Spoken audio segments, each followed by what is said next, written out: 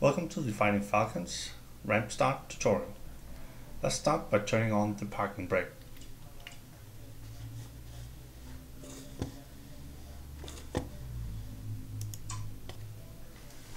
Continue to the left. Set the master fuel switch to on. Engine feed to normal. Now let's bring on the power. Put the collision and navigation lights to on.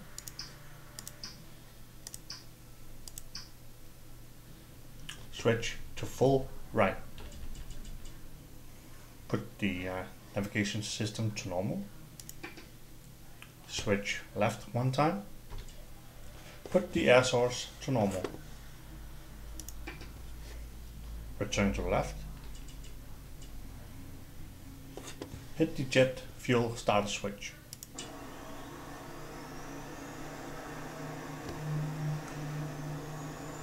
Return to the front view.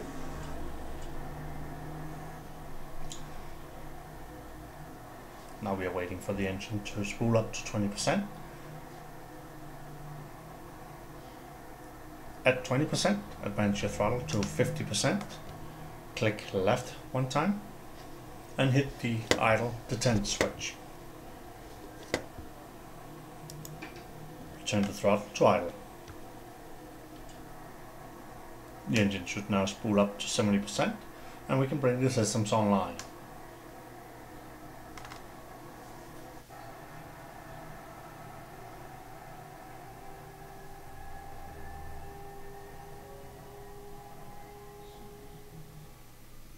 The engine RPM is now 70%, so click full right. Let's bring the systems online.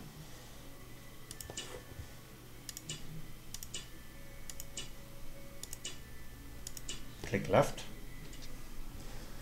Switch on the left hard point, right hard point, and the fire control radar. Let's switch to the left.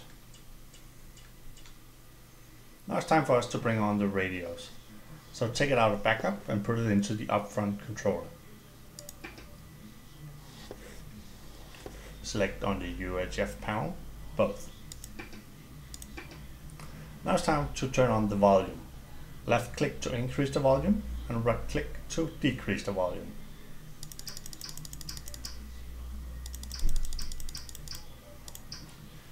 And let's increase the thread. If you disregard the thread, you won't hear anything on your radar warning receiver, which is a bad thing, so remember it. Now click right. Now we can bring on the power to our radar warning receiver and jammer panel. So let's switch them on.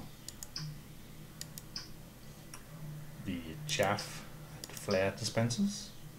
Program is set to 4, which is a combination of flares and chaff. Set the mode to manual. Remember to set the thread warning receiver to on. Now switch to the front view. Click the standby and the combined radar mode. The radar is currently inactive since we are on the ground. Once we have wheels off the ground, the radar will become active. Left click on the sim to bring on your heads-up display. Click the return. Now it's time to enter the tower frequency for Mandumi. So click COM1 and enter 253.40 and click enter. You can now see we have entered the UHF frequency 253.40, which is Mandumi Tower. Okay, you can now see on your heads-up display that the align is on. That means your navigation system on board your F-16 is not ready yet. So let's expedite the time.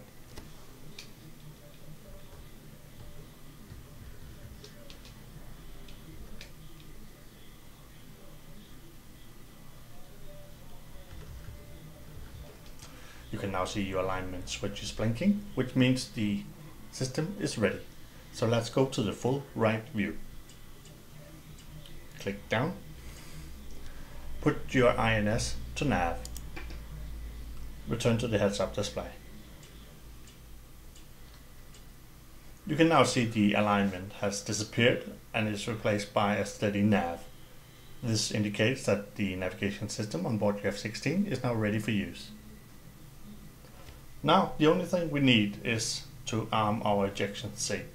So click down to the left. This switch here enables your ejection seat, so handle with care. Take your parking brakes to off. Return to the heads-up display.